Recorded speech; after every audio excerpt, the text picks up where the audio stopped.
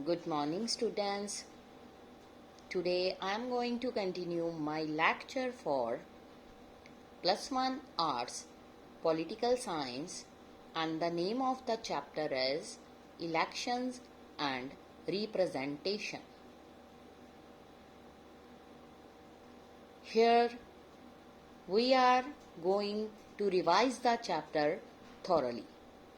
Yesterday I have told you about some basic points that should be remembered.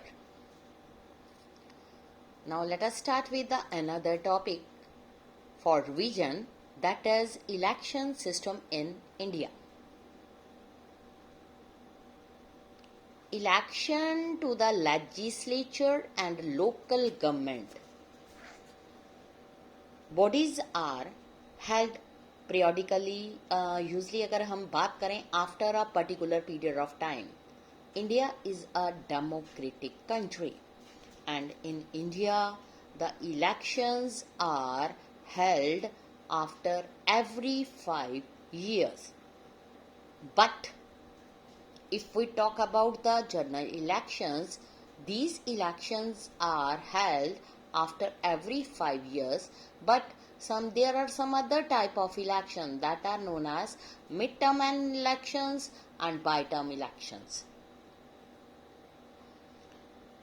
The whole country or the entire state or the area of the concerned local body, it is divided into a number of constituencies. जो each constituency है वो elect करती है one representative from number of candidates जो elections के लिए खड़े होते हैं. जो candidate gets the largest or maximum number of vote उसको election में winner declare कर दिया जाता है. But in India, we need some suggestions for electoral reforms. So, following suggestions have been made for the reforms, which entail changing some of the constitutional provisions. Let us start our system of election, that is known as first past the post, short form FPTP. Should be changed to some variant of proportional representation, that is PR system. It will ensure that जो parties होती हैं उसमें they will get seats as far as possible in proportion to the votes they get. उसके अलावा more stringent provisions जो हैं should be made to control money, muscle power in elections and politics. Election जो हैं उसमें जो expenses by the candidate होते हैं should be paid by the government out of a special fund. उसके अलावा to increase the number of women to 1/3 in legislature, उसके अलावा special provisions जो हैं should be made.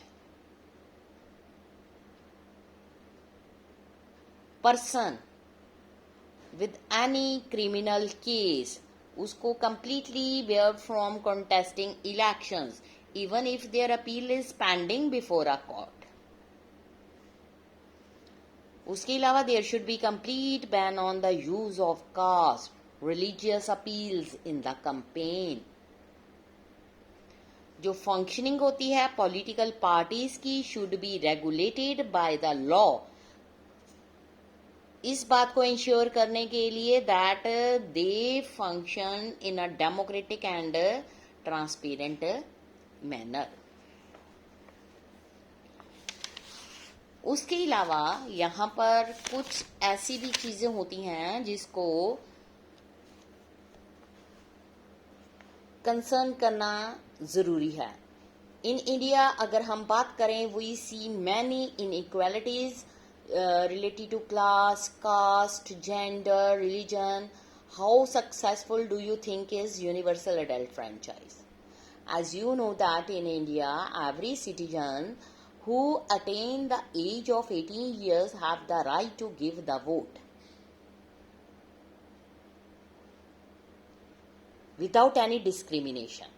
यूनिवर्सल अगर हम बात करें, जो यूनिवर्सल है उसका मतलब है commonly applicable to all person without any discrimination. Adult means a person who is a major, not a minor. Franchise means individual right to cast his her vote. So here I am able to explain different meanings of universal adult franchise. Separate करके मैंने इन तीनों के meaning आपको बताए.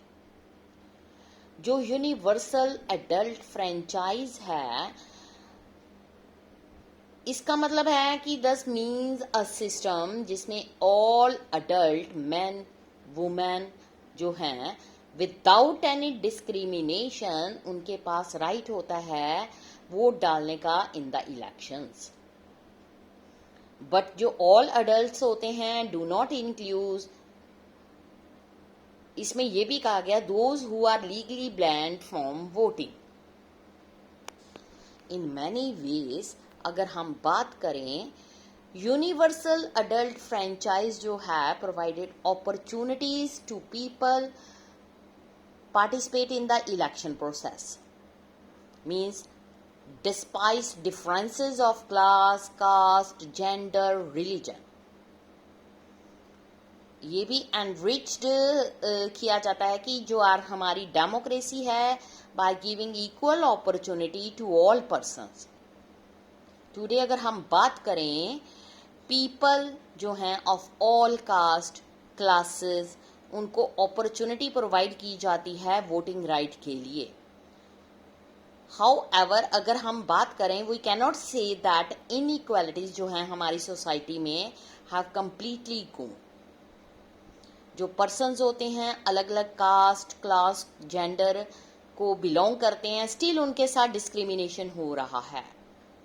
Real equality जो है can only be brought in when there is change in the attitude, behavior of ordinary citizens and stop discrimination at all levels in their personal lives as well as the social life. So nowadays जो हमारा political system है वो काफ़ी हद तक successful हो चुका है. इलेक्शन जो हैं उनको इलेक्शन कमीशन कंडक्ट कराता है. उसके अलावा इनका एक चेयरपर्सन होता है जो कि प्रॉपर, जिसको इलेक्शन कमिश्नर का नाम दिया गया है, और वो ये देखता है कि हर स्टेट में वार्ड्स के अकॉर्डिंग जो काम किया जाता है वो सक्सेसफुली हो. उसके अलावा हमारी जो फेडरल गवर्नमेंट है उसमें जो इलेक्शंस होती हैं, डायरेक्ट इनडायरेक्ट इलेक्शंस भी करवाई जाती हैं. ये all depend upon the election commission. So student, this is the chapter that is done during my lecture through revisions. हम नेक्स्ट लेक्चर अपना अगले टॉपिक में स्टार्ट करेंगे. Thank you students.